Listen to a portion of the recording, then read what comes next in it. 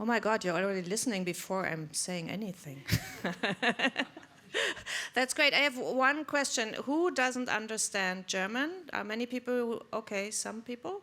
So the panel will be a mix between German and English, and I probably, I will just mix it like a salad.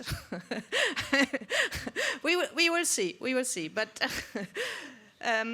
so I will just start in English now.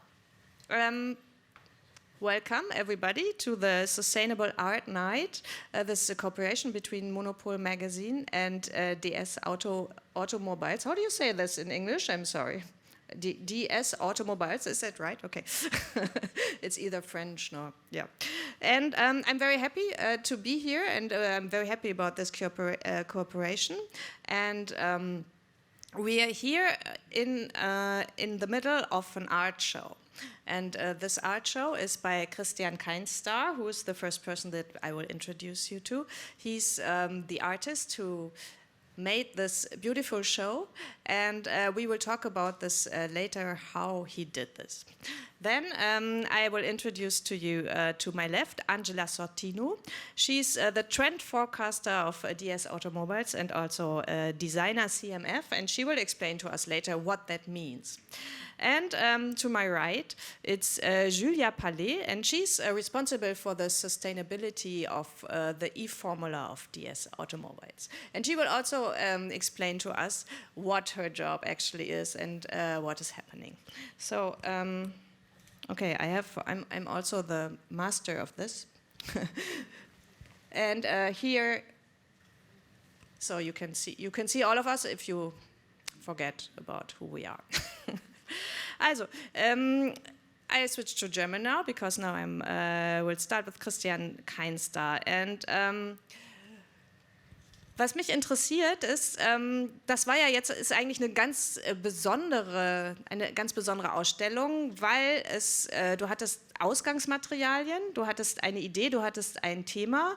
Und wie läuft dann der Prozess? Also wie bist du vorgegangen, diese Ausstellung, diese Werke hier zu schaffen? Also der S hat mir einfach 3 Paletten Material ins Atelier geschickt, ne, einfach abgestellt. Dann muss man erstmal sich zurechtfinden, was das alles ist, was das alles soll, was das alles zu bedeuten hat.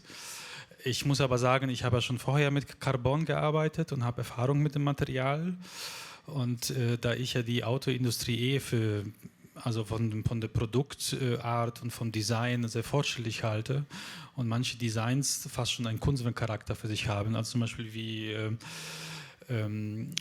das vorne mit der 13, war es eigentlich recht einfach für mich, die Teile perspektivisch oder nach Konzept, also mit diesem Recycling-Konzept am Ende halt zusammenzufügen, aber unter der wichtigen Prämisse, ich wollte das Ganze ein bisschen casual machen. Ne? Also wie kann man die Kunstwerke dann trotzdem nutzen, weil die haben auch nicht einen Nutzen auf einer Rennstrecke. Und ich wollte die quasi innerhalb der Kunst auch weiter nützlich machen, sodass wir quasi einen Tisch haben, eine Lampe, eine weitere Lampe und so, dass quasi diese Funktionalität weiter erhalten bleibt, nur der Kontext verschoben wird. Und das Thema deiner Kunst ist ja häufig Energie. Was ist an Energie interessant und was hat das wiederum, wo findet sich das hier in diesen Werken wieder?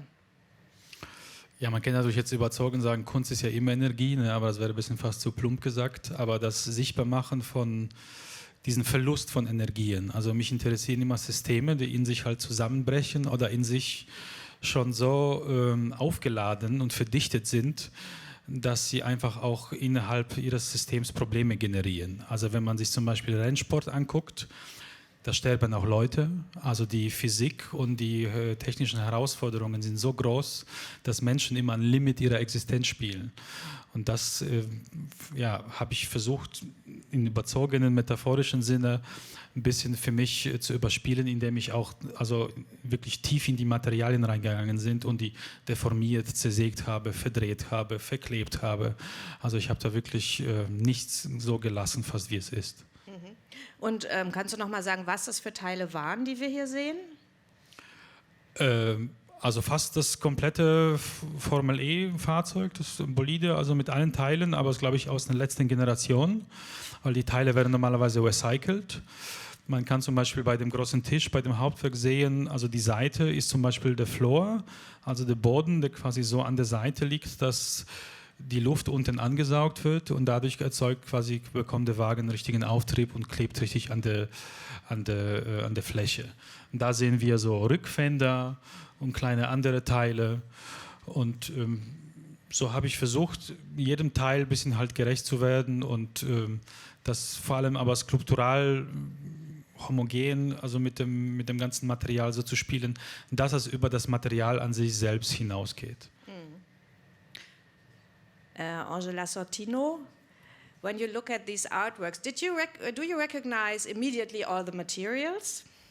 More or less, yes, more or less. So I see you used maybe the carbon fibers, right? Fiberglass also, maybe? Yes, so these materials are very familiar to me because, of course, we study them and we use them a lot. So. And how does it feel if you see them in this way? Half destroyed, like something came new out of it. What do you think about it? I think it's a pretty nice way to use them, actually, because most of the time we use them as structural material, not really because of their aspect, but more because of their performance. And here they are very magnified, let's say. So yeah, I think it's a good combination between the structure of the material itself and the aspect. Mm-hmm. Can you explain us what you do in your job? What's your job? Sure.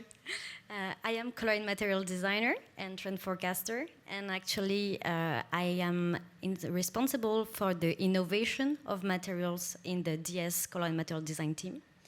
And that means that I look for all the trends 5 years in advance the release of each vehicles. So for example, if in 27 a vehicle will be released, I start today and even last year to work on the vehicle and to look what will be the material of tomorrow. And what materials are you working on mainly at the moment, or is it a secret? Come on. It's more or less always a bit tricky to speak clearly about what will we use in the future, but there are a lot of researches made around sustainability, of course, and this is, I guess, the reason why we are here today. We think about plastics, how to valorize plastics, how to use better plastics also, and how to reuse them. So there is a strong research and a strong storytelling around plastics. Mm-hmm. And what was the most important innovation of the last years that you can oversee for your work? You mean within DS or in general? Both? What you prefer? Like, I don't know, for your work. I mean, I will speak mostly about in general, because what you have to know is that when we design a vehicle, there are a lot of choices that we are obliged to avoid because of resistance and specifications. So sometimes we work during years on materials that finally we cannot implement into our cars. So we take a lot. For what reason? I didn't. For technical reasons. For technical reasons. Yeah, okay. Technical reasons, more or less specifications, resistance, UV resistances, etc. So what are the most interesting innovation in the design world? I would say sustainable plastics and leather alternatives also. There are very important works done by designers and artists around leather alternatives that are very inspiring for us. And you are already using this leather alternatives in your cars, right? We are implementing them, yeah. Okay, how do they feel? Does it feel good? It's is this a bit strange. Okay, like his pants? No, actually, leather is also very important for DS. So what we would like to do is to keep the essence of the leather and not totally replace it. We just would like to use the material, the right material at the right place. So where we need to get the real leather, we'll have the real leather. But if we can replace it by something that doesn't look like leather, then we will do it. And there are a lot of companies that are developing materials that are not mimicking leather, but are not textile, and are a completely new thing. And this is mostly what we are interested in. Yeah, makes totally sense because, yeah, we need new things, not the fake old things. Exactly, yeah. So, Julia Pallé, when you look at those artworks, what do you think? Do you think of recycling, or what, from your field, does it remind you of? It definitely reminds me of a racing car, but having a second life. And I think that's the whole point. It's really how you can project yourselves beyond the car, beyond the first object that it was, and how you turn that into a second, third application. And I think that's what is really interesting, how we are projecting and prolonging the life. And can you explain us what your job is at the Yes. sustainability? So it's a difficult word. I will learn it this evening.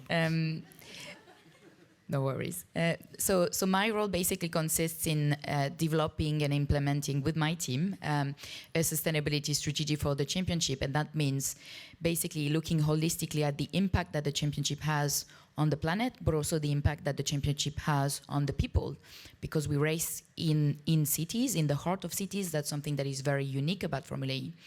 And so the impact that we have on those local communities that basically are around the track that we build temporarily and then we dismantle, it's very important to us. It's also very important to us how we work with the next generation, because the next generation are those that are really going to adopt the latest trends in terms of sustainability and really electric mobility.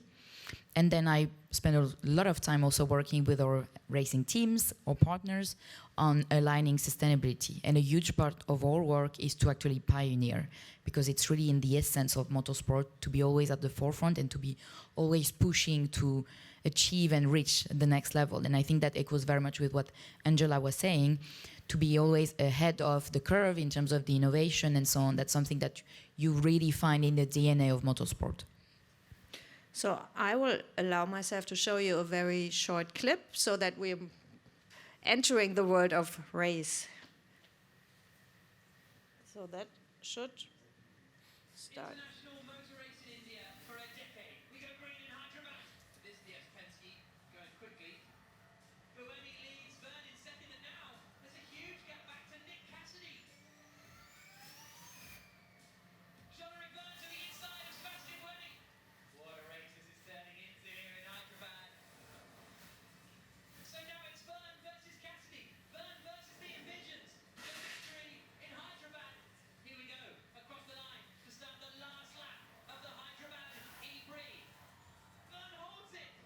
One of the most remarkable Formula E races in a long time. And Verne takes the checkered flag and wins in Hyderabad in unbelievable fashion.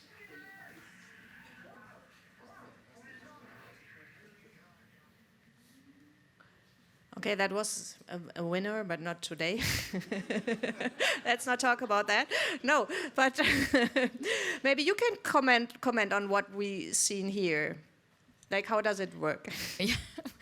Well, obviously, the idea behind the races that you've just seen, those cars are 100% electric. So if you look 10 years ago, when we created Formula E, the reality of electric cars in terms of the technology is that it needed really a big push in terms of performance, but also really in terms of capabilities to be implemented at mass scale. So how you and we would have the option in terms of driving electric.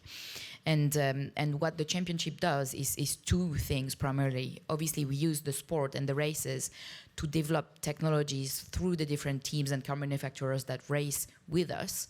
They actually develop the technology and they transfer them into the cars that they then sell on a passenger or consumer level. And then the other thing is that we use the platform of the sport, because we all know that sport is a very strong medium to send a message, to inspire people to live a more sustainable lifestyle. Obviously, it starts with mobility and the fact that they can choose to drive an electric vehicle, but also those electric vehicles that you see, they are powered by renewable energy. The people that, when they come to our event, there's no plastic, we use sustainable products in terms of food and so on and so forth. So there's a whole immersive experience in terms of sustainable lifestyles when you come to our event. That is also what we're trying to convey. Angela, what is the relationship between the race cars and the normal cars? Can you comment on that in design and material? I think in race cars there is basically no really design. It's more customization with graphism, etc. Because for me, and what I understood from race cars is that the most important is the performance and the way. But why do they look so good then? But I think they are shaped by the use we have to do with them, and it's the one of the fundamentals of the design also, to be shaped for the use. So maybe speed is beautiful. Sure, it is. Christian, ist Geschwindigkeit schön?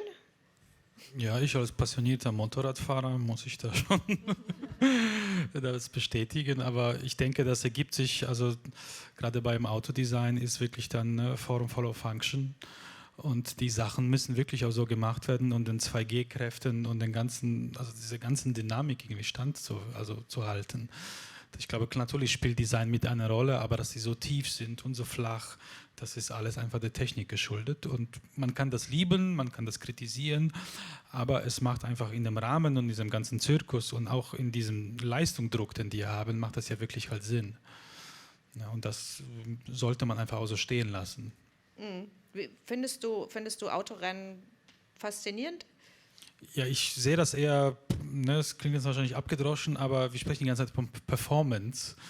Und da geht es wirklich nicht immer unbedingt um das Gewinnen, aber dieses Spiel zwischen Technik und Mensch und Performance an sich, man sagt auch immer, dass die Menschen dann performen, an ihre Grenzen gehen. Und ich finde, die Geschichte des Fortschritts oder der Menschheit, muss man leider sagen, auch wenn das recht plausibel klingt, ist wirklich oft eine Geschichte der Geschwindigkeit. Und die Sachen hängen wirklich extrem zusammen. Und wir haben gerade natürlich einen Paradigmawechsel, wo man sich fragt, brauchen wir Geschwindigkeiten? Früher hatten die Menschen natürlich Angst, wenn die schneller mit dem Zug fahren, als mit dem Pferd reiten, dann verlieren die ihre Seele. Also und das ist gar nicht so lange her, das war vor 150 Jahren.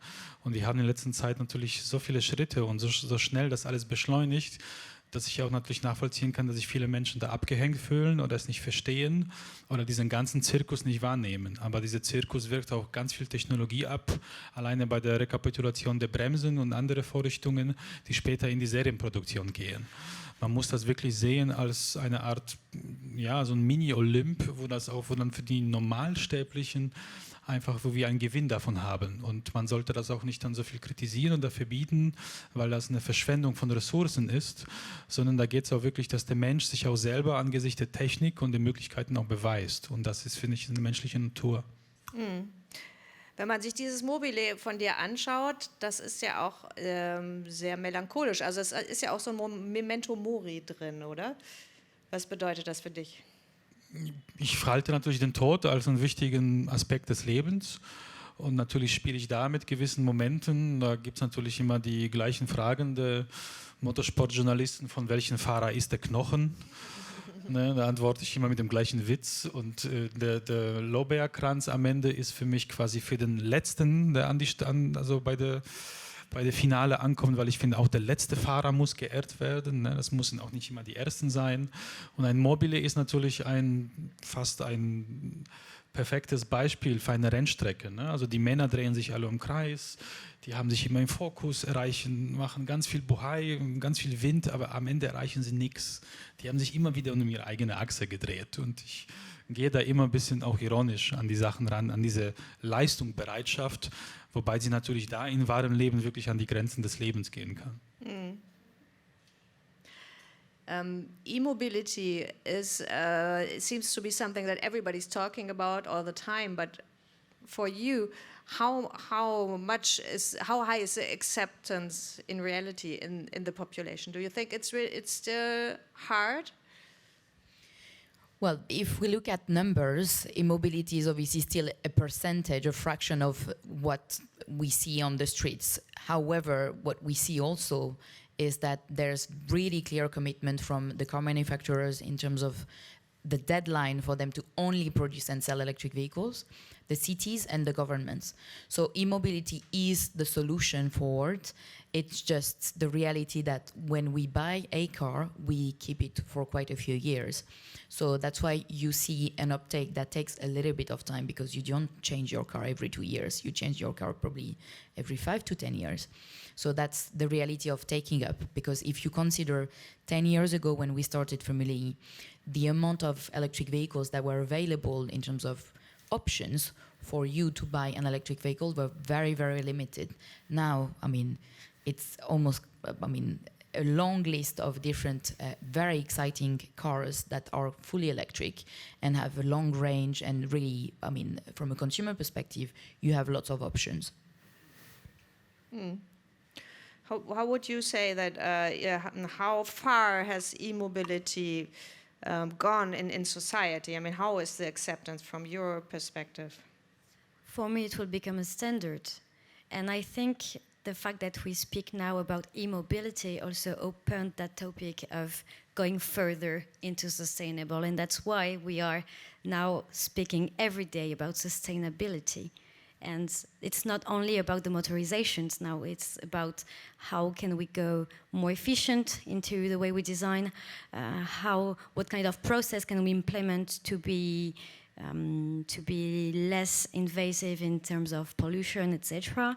And what kind of material also how can we deal with materials to make them more meaningful and to accompany this movement of sustainability. And and what's the answer? I mean, what do you think is the biggest? What would make the biggest impact? Like, what is the change that has to be the fastest or the most important?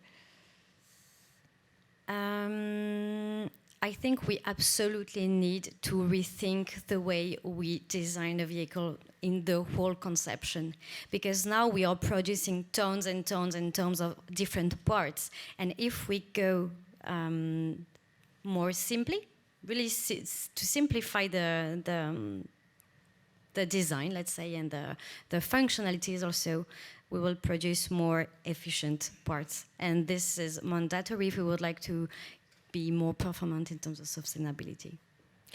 So one car should consist of less parts, do I understand? Yes. Just one 3D printer ready? This would be the dream. This would be the dream, because currently we have different processes for different parts. All the deco parts you have are made specifically with a specific tool. Some parts are common for different vehicles, but one shape is equal to one tooling. And if we can simplify the tooling process that we use, then I think it would be better for everybody. And what is your goal in terms of recycling? Are you working on to take everything back, or what's the goal? So currently what we are trying to study is how can we collect our own trashes, let's say, and how can we get back all the already used products. But the idea is that now we are starting to think how can we implement recycled materials already and make them recyclable again, because, and I think nobody knows it, but a material that is recycled doesn't mean that is recyclable or yet. Oh, so you need more than one round. Yes, so there is a big difference between the two, and the dream would be to implement recycled products and recycle them again. And this is what we are taking into account for the future. But will a sustainable car look very different from the cars that we know today? Will it be smaller? Will it be, I don't know.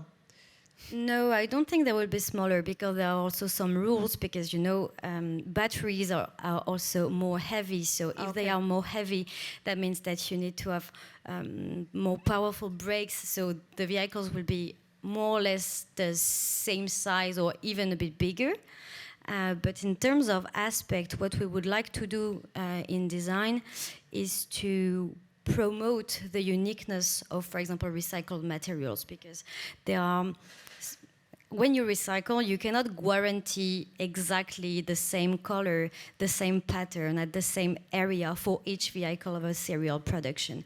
And this is, in that sense, we find a kind of uniqueness And we see that there is an opportunity to create a parallel with luxury. So create something that is coming from trashes to make something very luxurious about it. Luxury is a good point, I think, because very often when people talk about sustainability, they are afraid that they will lose luxury and that they have to give up on things. How can one get out of this melancholic and pessimistic worldview if you talk about sustainability? It's a big question.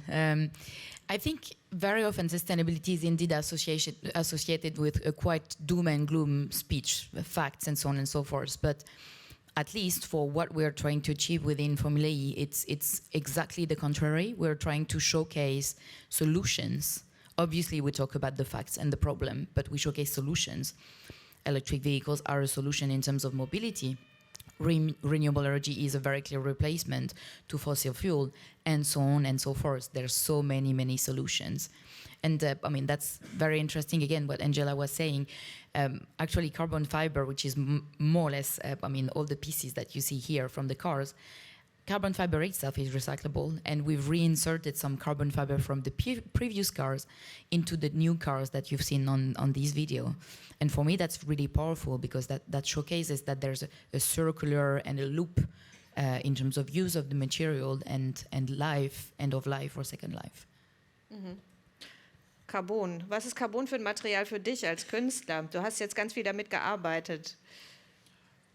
Ich mochte es schon vorher, weil es die gleiche Qualität hat wie Stahl. Also es lässt sich ganz normal sägen, schneiden, bohren, kleben, wiegt aber fast nur 10% davon und ist aber genauso hart und stabil.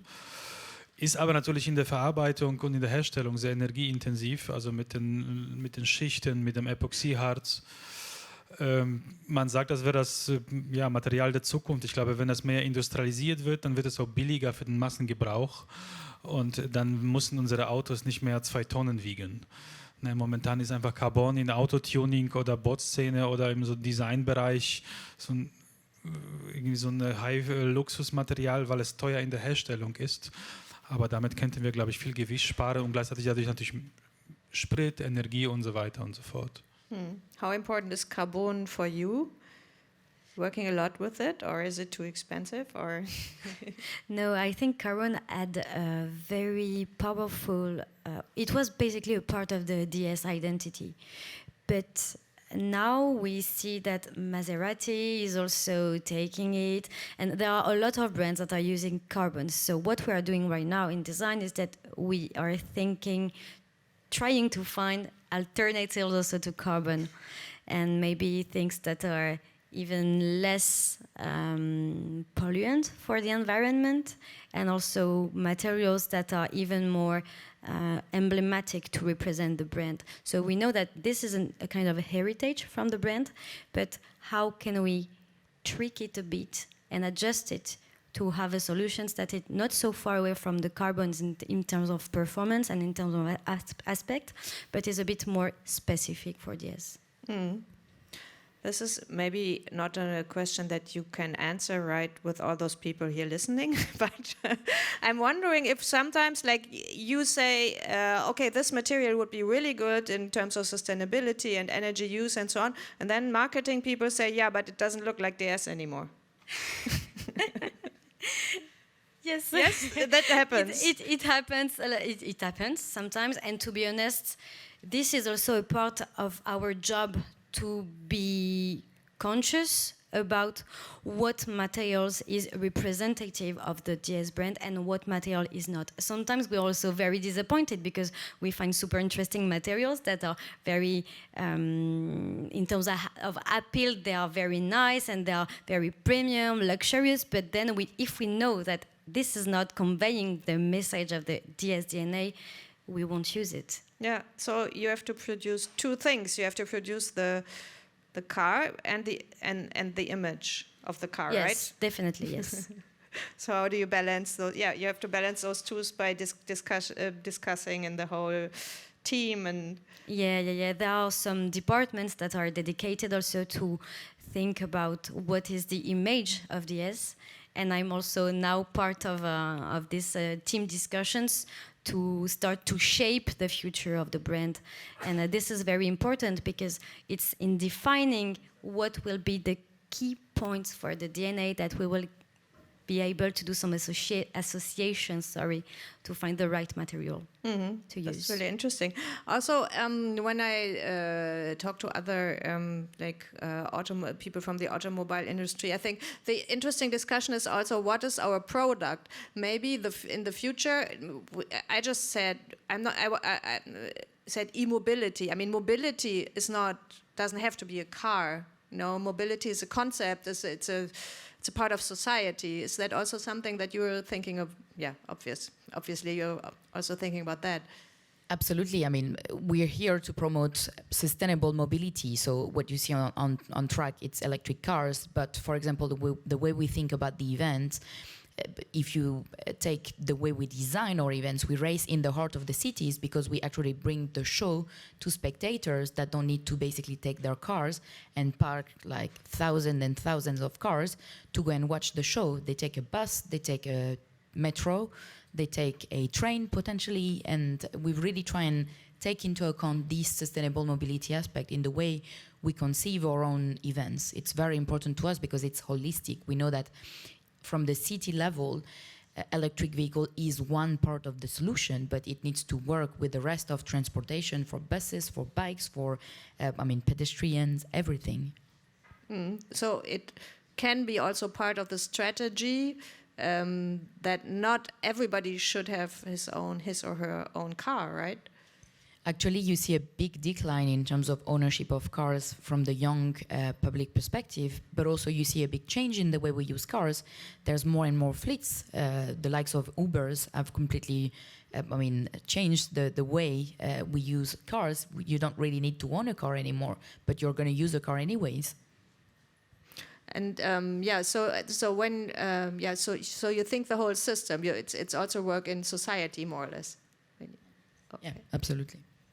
So let's come back to art. Christian, Nachhaltigkeit und Kunst, ist es eine Verbindung, die dich interessiert? Und wenn ja, wie ist das Verhältnis der beiden? Ja, also ich habe diese Kooperation angenommen, weil ich quasi die Freiheit hatte, die Teile zu recyceln, so wie ich es will. Ne, also ich hatte wirklich die Freiheit, der S hat mir auch da nicht reingeredet. Klar haben wir jetzt natürlich abgesprochen, in welche Richtung das gehen könnte. Ich finde aber, wenn man der Kunst zum Beispiel sagt oder ihr einen Stempel gibt, sie muss so oder so sein, also sie muss nachhaltig sein, sonst kann die nicht sein.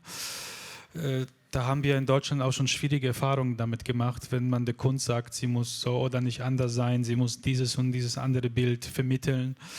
Also die Kunst, würde ich sagen, ganz klassisch, die schwebt über diesen Dingen. Aber natürlich je nach Ansatz, also wenn man zum Beispiel ein Kunst am Bauprojekt hätte, wo man wirklich überlegt, kann man das zum Beispiel im öffentlichen Raum anders bauen als zum Beispiel mit zu viel Beton? Also ist es wirklich möglich, den Sockel oder die Bronze durch etwas anderes zu ersetzen? Dann sollte man über diese Ideen nachdenken.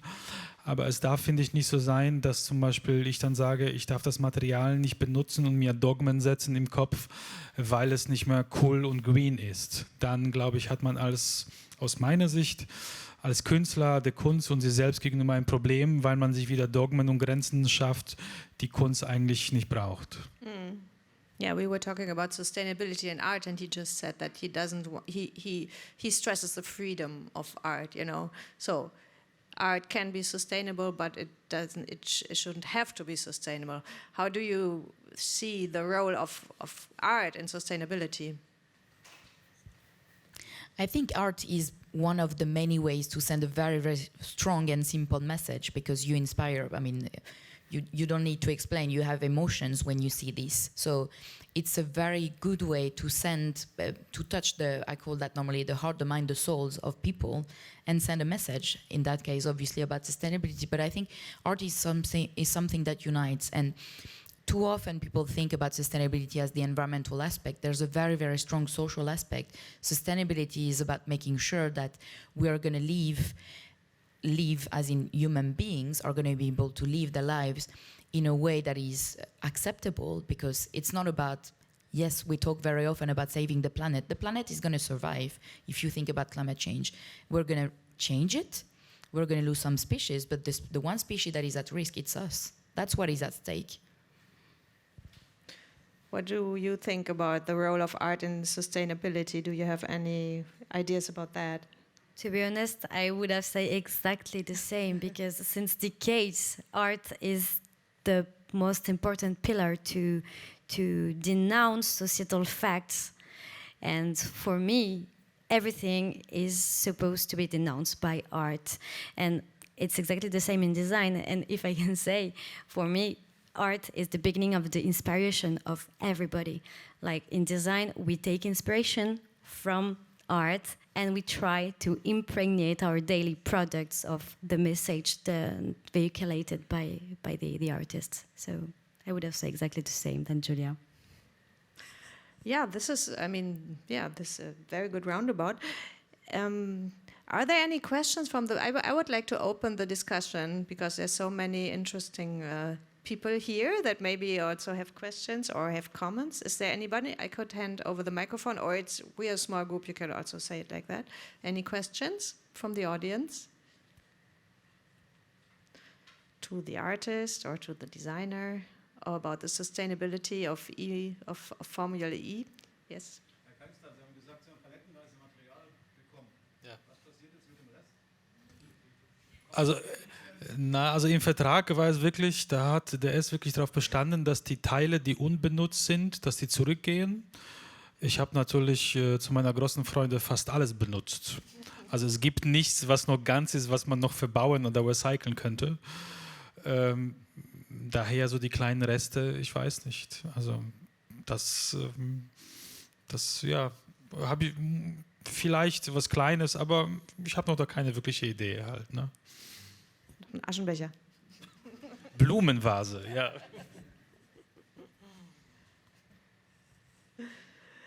Noch weitere Fragen? Ja, dann. So, I would say that was very interesting and very inspiring, and I'm also very happy that everybody coming from so different jobs and different perspectives, and I think it all came together very well, and it all came together very well in this room, and so the art is still here. Christian is still here, we are all here. And Sie können alles anfassen. this is new. Okay, first time, this is the first art show and the only art show you're ever going to be where the artist says you can touch everything. So, use this privilege, touch it before you touch the drinks. Touch the artist? No, don't touch the artist, touch the works. Thank you everyone, and have a nice evening. Thank you.